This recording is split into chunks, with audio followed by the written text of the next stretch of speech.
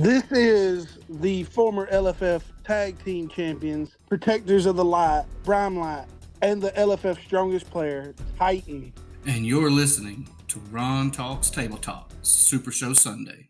Hello, this is Ron, and welcome to Ron Talks Tabletop, Supershow Sunday, a podcast within a podcast where I talk about my favorite card game, Supershow the Game.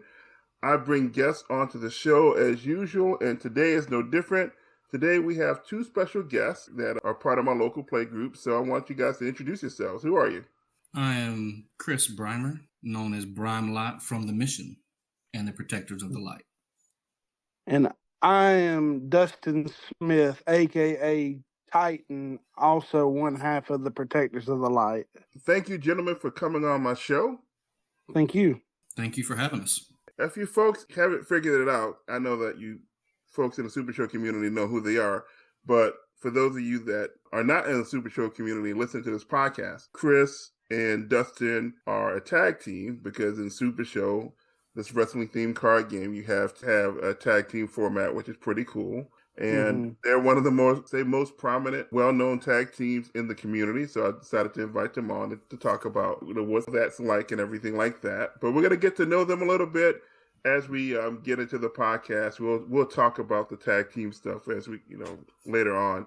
But I have a couple of get to know you questions at the beginning of this podcast. And so my first question is, so what is your wrestling background? Chris, we'll start with you. For me, mine started, the strongest wrestling memories I have started with WCW when it was on air. That was when I was really started getting into it, watching it every day that it came on with all the big name stars that were coming on there. Some of my favorites at the time was Sting and Macho Man. I just loved their gimmick and their attitude. And Diamond Dallas Page was another one that I really enjoyed watching. I watched WCW more than I did WWF when I was younger, but I did watch a lot of WWF during the Attitude Era. That was really a lot of my core background after I started watching that every chance that I could. It was a tough decision for me between trying to watch WCW or WWF when they were both on at the same time. Most of the time I would lean toward WCW, depending on who was wrestling at the time for WWF, which is now WWE. But I went back and I would watch a lot of older matches, some of the legends of wrestling, the old WrestleMania matches and things. But for me, my background started then, and I was pretty heavy into wrestling, kept up with it all the way up through probably up until about the time that I graduated high school. When I started getting into college, life started getting busy, and I didn't watch it as much for probably about 8 or 10 years. But once I got back into it, it was just like nothing had ever changed, and just fell back in love with it again. Cool. What about you, Dustin? Oh, man, Ron, I've been wrestling since the day I walked out of the womb.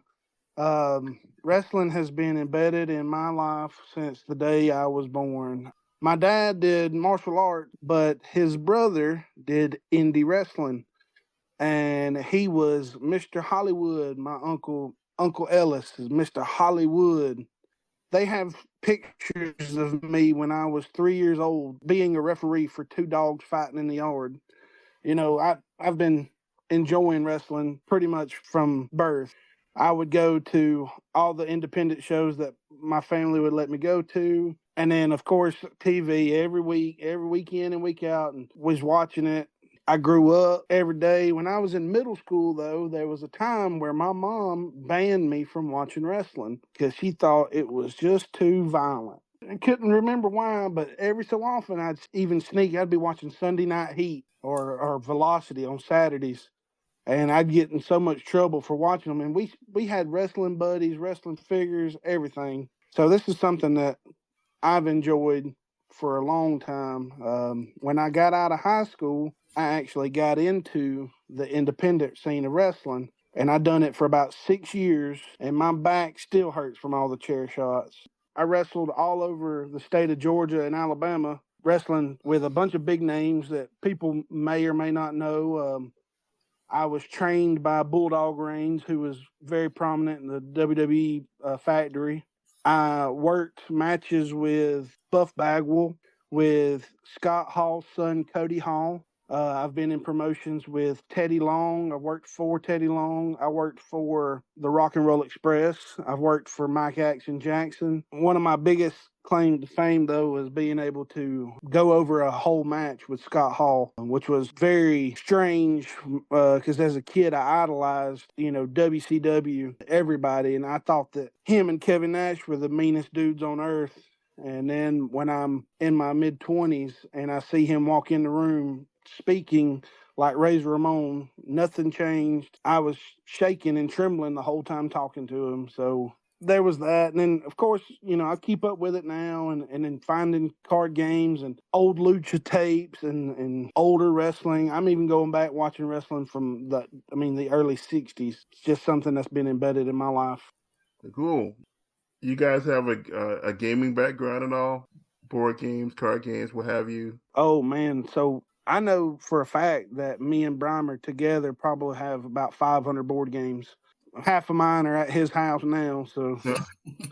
Okay. All right, so you guys have a background basically in both, right? Like, yeah, I've played other card games too. I played some Yu-Gi-Oh! And then Pokemon when it was the thing starting out. I've dabbled in other games. I never really got good enough to play Magic the Gathering, but I played casual. So there's a little bit of background for card games. Right. What about you, Chris? Yeah, definitely have a background in gaming. I've grown up around playing cards and board games pretty much my entire life. Everything from poker and rummy to all the different board games that I have here. They range everywhere from Catan to Shadows over Camelot, Dominion. Some of my favorite games are trivia-based board games, which is not necessarily Titan's favorite. No. But strategy games, I love strategy games as well. Those are a lot of fun. We're actually in the middle of a campaign right now with a couple friends of ours in the Jaws of the Lion set. Oh yeah, for Gloomhaven, yeah. Yeah, it's been really fun. And it's really fun. Definitely have a background in gaming, and I also grew up playing Pokemon, and which I never really played in many Pokemon tournaments growing up just because there wasn't that many close to where I lived, but I did play Yu-Gi-Oh! And I did play in some Yu-Gi-Oh! Tournaments. So I definitely have a background in lots of different gaming as well. Obviously, you guys have known each other for a while. So how did you guys become friends? We grew up in a small town of Ranburne, Alabama, where the population of cattle greatly outnumbers the population of people. Yep. And so in a population of maybe like 450, 500 people, small town, everybody knows everybody. So we've always grown up around each other, but we really became friends when we were on the drum line together. I graduated high school in 2007. Dustin was a couple years behind me. We wasn't in school together in all our classes, but once we got on the drum line together, that's really where our friendship started to bloom and we got to know each other better, was there. And that was in probably 2004, I would say. And then from then on, our friendship has never really stopped. It took off in drumline, spending all the time together on band trips and football games before I graduated out. And then from there, just hanging out, playing board games and games of any sort together. He graduated, of course, several years before me, but when I graduated, I kind of lost touch with that group of friends for a bit. And then I forget who it was that invited me to y'all's house. Y'all had the group house in Ranburne, but they used to do, Monday night game nights, and they did some Bible study nights that we went out to. And I think from that, our Monday night game night routine kind of rekindled our friendship. Not that it dwindled out, it just took a hiatus. What year was y'all at that house, Brimer? We were at that house, I believe I graduated in 2007, so that would have been 2009 that we were at that house. Yeah. So a couple of years. 2009? So probably about 2013. Yeah, so that's from then until now. I've been hanging out with Brimer at his house pretty regularly. Pretty much at least once a week, if not more than. Yeah, it was once. It definitely was once a week for several years, and then he got married off, and now he's got the little one. So I kind of take it back some and let them have family days and whatnot. But still, every so often we'll get together, especially in football season. We'll get together, watch some ball, or have a game night, or, if we have a group friend dates or whatever, that's usually what we try to get around to hanging out at least 2 or 3 times a month. That's great. I tell you, like, developing friendships in adulthood is hard, so it's really cool that you guys basically stuck together. Because it's tough to make friends because everybody's so busy, one, and then it feels like everybody's in your way or you're in everybody else's way, so you kind of shadow yourself. So, yeah, I understand that. Yeah, life definitely gets in the way of trying to make new friends as an adult. I'll talk to anybody. I'll talk to everybody. Uh, I'll try to make friends with everybody, but a lot of times it's like y'all said, life gets in the way, and everybody's so busy or always thinking about what they got to do the rest of the day or this, that, and the other. So really the easiest way is to find something like with Supershow. You find something that you can enjoy and you can sit down with a group of people that you may or may not know, learn to play it or already know how to play it, and you sit down and play, and you start to build a camaraderie and a friendship through playing a game or doing some type of activity that will lead to talking and hanging out outside of the game as well. That's true, and thank you for bringing that up, because that's a great transition into our next question. So, how did you guys learn about Super Show, and talk to me about like what it is that you love about Super Show? So we found Super Show thanks to Mr. Bob Dunn dragging Dustin into a wrestling card game booth at Huntsville Comic Con 3 years ago. It would be 3 Huntsville cons ago. So, yeah, 3 years 3 ago. Huntsville cons ago. We walked past the booth. We had been to this convention. This was our last day at the convention. We've walked past this booth multiple times, or I think the second day out of the 3. And we've walked past this booth multiple times and seen it. And me and Dustin kind of talked about it a little bit.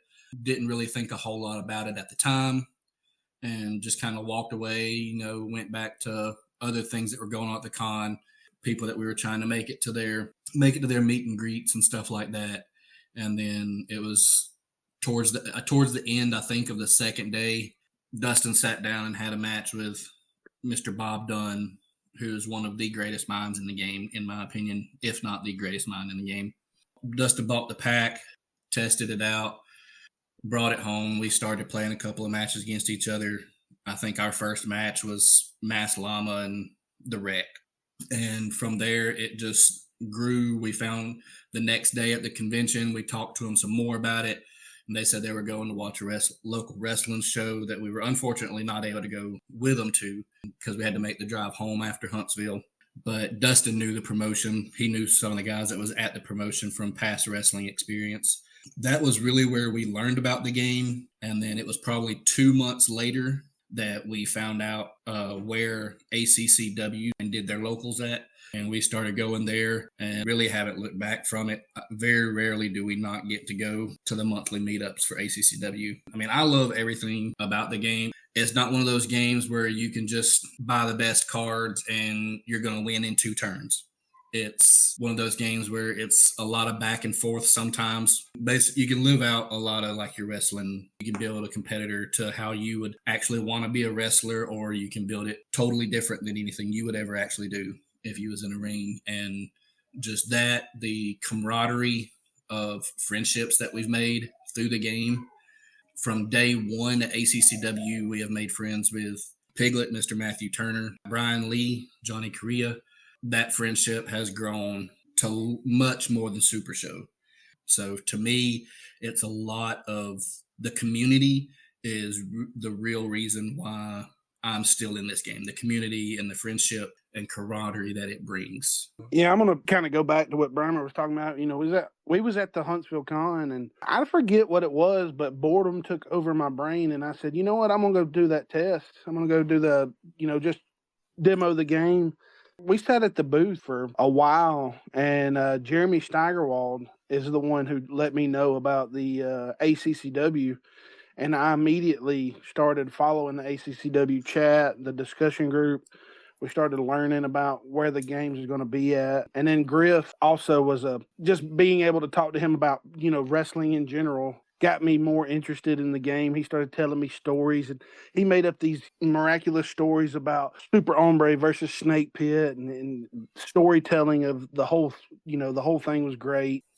I think the real thing I like about Super Show, on top of the camaraderie, I could say the same exact thing Brimer said. It's wonderful. I love being a part of the group, but being able to move into Fantasyland and entertain and promo is so much fun, and being able to work with other people across the United States. And I can finally say now that I have friends like in New York and North Carolina and all over because of meeting them through this game and meeting them through conventions, spending time with my faction mates in Mission Weekend. We've been going to Griffin Bell's house the past year, and this year will be the second year that we do it. And we go up there and have just a fellowship of friends, playing games, swimming, eating good food, talking, chatting, telling stories, telling lore. Finding friends in this game is probably the real big thing for me. Yeah, exactly. Digging in a little bit about something that you said about like digging into Fantasyland and gimmicks and promos. One of the things that, particularly this year, you've been getting noticed for, Dustin, is your gimmicks and your promos. Let's talk about that for a little bit. Like, where do you get your ideas, man? Let's talk about it. It's like it hits me all of a sudden for a lot of things. And now I do kind of take real life events and stick them in the Super Show universe. But with the old school division, what better way to do it than to be these old school characters, and bring it back? Because let's be honest, a lot of these people who play this game, some of them don't know who some of these characters are. That's true. So why not do our version of it? So I know who Affectionate Guy is. Who is he? Why is he Affectionate Guy? They'll do digging themselves and they'll see that Affectionate Guy is a knockoff of Dude Love, or Dirt Roads is Dusty Roads, or I have a few more in the pipeline that I'm going to try to workshop and try to make popular. And then now with El Gordo Americano, I wanted to do a lucha gimmick for a while. You can ask Brimer. He went to Mexico not too long ago, and I was like, hey, man, bring back some masks. Let's do something that we can become more fun doing the promos and being the not myself than it is being myself. To begin with, it was all promos of Titan. Now it's all of the personalities that Titan brings in. And we sure do appreciate that in the community. But we have, in the Super Show community, has first known you and Chris as a tag team. I know that you guys were BTE and now you're Protectors of the Light. But as far as I know, like I've only been around for a year and a half, so I may not know everything. But you guys are clearly very strongly into the concept of tag team play.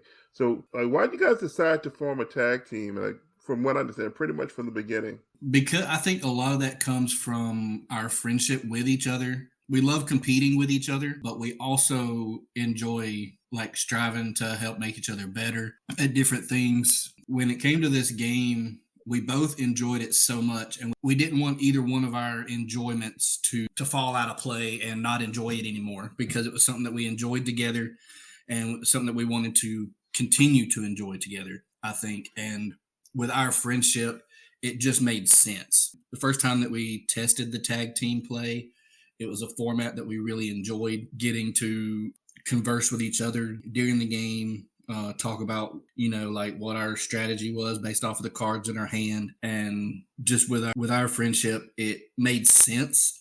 It's something that we've always been able to enjoy. Dustin is definitely heavier in the promo game than I am. I have a trouble when I record a promo. I tend to delete it because I don't always like the way that my voice sounds on the recordings, and that I try to work on and try to get better at. But that is probably my biggest thing with my promos, is I don't always like hearing my voice back. But I do enjoy the promos and doing them. Setting up the little rivalries and long-term storytelling is really fun. But tag is something that when we first started, we didn't really see a lot of it. ACCW was kind of lacking in tag for for a little bit we were starting out with them. There was not really a tag division, so it wasn't really played often. Okay. The only ones I can think of when we first started were the Mop Boys in ACCW, and then Hold the Line Harry and Jeremy were Transatlantic Express. Other than those, like, we didn't really hear about a whole lot of tag team play or see a lot of tag team tournaments and things like that. So it's something that we have really wanted to focus on, and or at least for me, really wanted to focus on and bring attention to, because to me, it is my favorite format in the game is a 2-person tag team. It's probably my favorite as well, just being able to team up with your buddy and play the game in a multiplayer fashion. But there's not a whole lot of games out there where you play 2v2. This game actually allows for 2v2 action. I think what really got it for us, though, was we played in the tag team league, and we found that we wanted to go with a team that made sense, a team that worked together in real life. So we used RVD and Sabu, which is the team that we're most well known for, because that's who we won all of our belts with. But to begin with, we were still kind of learning the concept of it. And we beat teams that I would have looked at and said, we're going to lose this match, but we're going to learn. Well, we would win these matches. We beat the Dangerous Alliance, and we also beat the duodecimal system of Cannoli and Ken Fouché. That was like playing those matches and winning those matches was like a learning process for us too. I come up with ideas for a 2-player tag team all the time where, of course now we have our own characters that we can team up with, and we're going to try to make a run with those. But I like it for a team to make sense. I want the teams to have some kind of connection. So I'm always trying to come up with some kind of randomized connection between two teams, or like we found that playing with some of the independent competitors was a lot of fun for us to do tag team with. So for the most part, it's now learning process and playing different things and seeing what works and what doesn't. I mean, we're not the greatest tag team ever, but that's probably the format that me and Brimer enjoy the most. You have some things in your career that to highlight and to be proud of, I believe. So what are some of those things? Just recently, I have, outside of tag team, I have finally completed the Grand Slam of all the ACCW singles titles, with just recently winning the ACCW heavyweight. That was the one that has eluded me for 2 years. I won all the others. The Tornado and Underworld title, which is now the Llama Legacy title, was the first. Me and Dustin were the first ever ACCW tag team champions. Yes. That is something that we are very proud of. We had our championship match with the Mop Boys, who was the tag team that helped train us in the start and got us started in it. First time we played against them, we went to a time limit draw because the store was closing. The next time we played, we were able to come out on top of that. And our goal was to work our way up from the bottom to the top. So we were the first ever ACCW tag champs. Then because of that, and because of all our matches that we had played against each other, with each other as tag teams, we got a shot at the Deep South for the regional. So we held both of those titles at the same time. Then after we lost the regional titles, the Deep South, we finally got our shot at Grand Gathering last year for the national LFF tag titles. So, Brimer, let me take the reins on that for a second. So, Ron, I am definitely the epitome of fake it until you make it.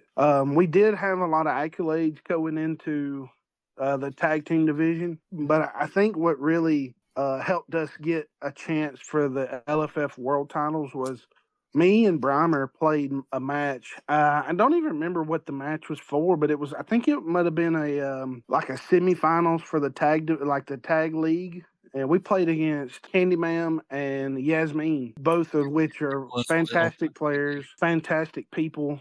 I think what happened is that we put them to the test in that match, and that match went to a very deep crowd meter, and we actually come out on top of that match.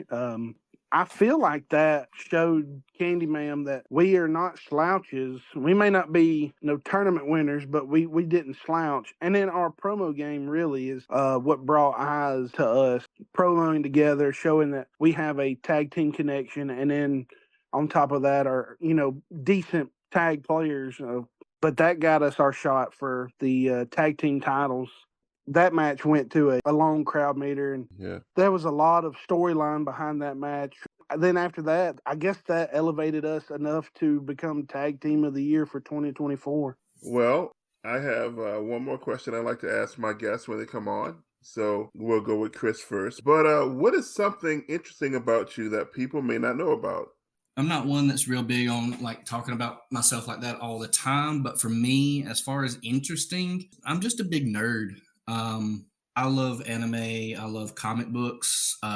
There's no shortchanging it if I say that I probably own at least 3,500 single issue comics, not counting my graphic novels and things. But yeah, I'm just a big nerd. I like ballroom dancing.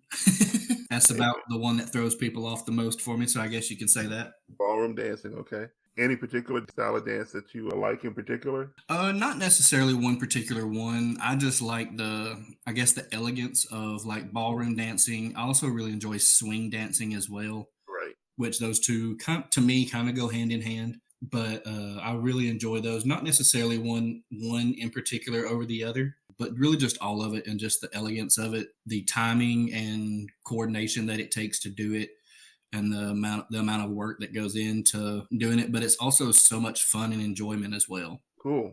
All right, Dustin, what about you? I kind of live my life as an open book. What you see is what you get, and it's kind of hard for people to find something like that I don't tell. I guess I tell most of my tales in my actions, but really a lot of people, they of course know I'm strong, but a lot of people don't know the extent of what I do as far as training. And I used to do powerlifting and strongman competitions. I've been doing that since 2016, which I took some time off now with my new work schedule. It's kind of hard for me to have a steady schedule in the gym, but for the longest time, I was striving I wanted to be the strongest person that whoever I was meeting, I wanted to be the strongest person they ever met. I have done a lot of different training regimens and try to get the peak of my performances. In 2016, I did my first powerlifting competition, and I did it by accident, really. I was there to watch a friend of mine compete, and he's like, "Hey, man, just join in, add some more people in there." I was not prepared for it, but I actually won the event for my weight class. Surprisingly enough, just my natural training in the gym helped me get to a point where I was able to compete. And then from that point forward, it was on. I was ready. If you seen me, I was in the gym, I had a job at the time where I was traveling out of town, which was kind of nice because I could go to all these different gyms and train when I was out of town. So, if you seen me, I was either working or I was in the gym. That's probably the most interesting thing that like people know that I'm strong, but they don't know the extent of why I trained to be as strong as I was. All right, yeah. You're definitely the strongest person that I know currently. But, that's cool. So where can folks find you guys? For me, you can find me. I'm on Facebook if you need me. If you need me, feel free to reach out. You're more than welcome. I can give you my phone number if you ever need me.